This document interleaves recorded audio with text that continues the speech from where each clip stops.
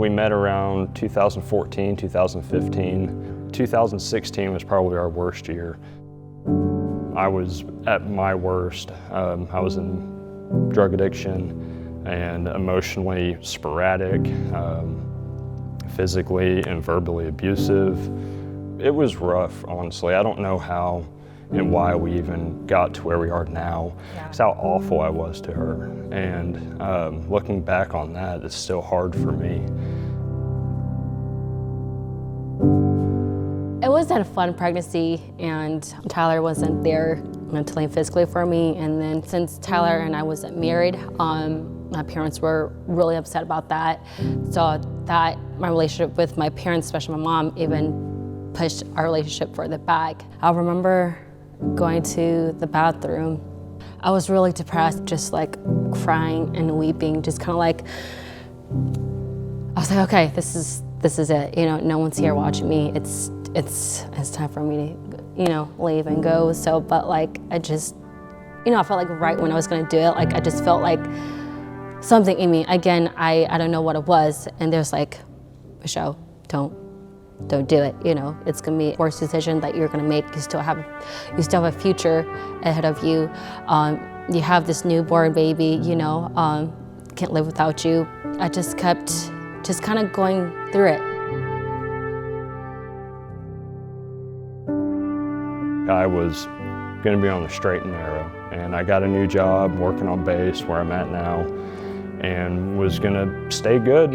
And the guy I was working with one day handed me a pill and was just like, hey, you don't have to take it, but if you want to try it, here it is. That relapse, I hit it the whole Lila's life. I tried getting sober and clean on my own, and it didn't work.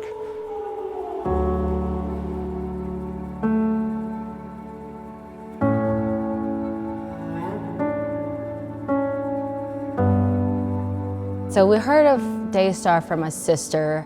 I grew up Catholic, so when we heard the worship music, I was like, what is this? Like, this is like, kind of, what is this? This is too loud, This is too much, this is a lot.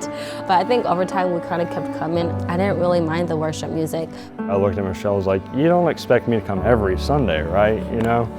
And that service, it grabbed a hold of me. I was emotional.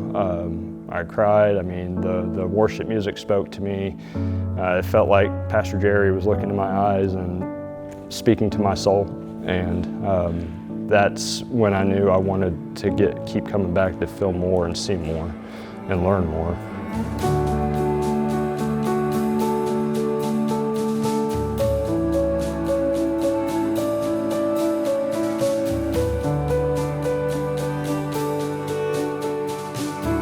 We heard from people like, you guys need to join a freedom group. I felt really welcomed and loved and supported during the whole time of freedom group.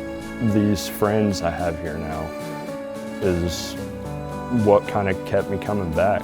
And it felt safe, and getting to know God, I was realizing His work in my life, even not acknowledging it.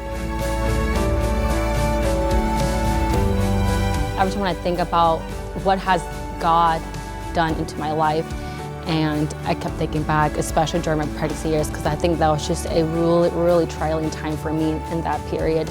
And then there was a lot of points of stages where God has been there with me. I guess the biggest hope of bringing God into our house is to give Lila a better life, putting my family first, but leading in a respectful way and in a godly way, and just keeping, you know, God-centered focus in the house.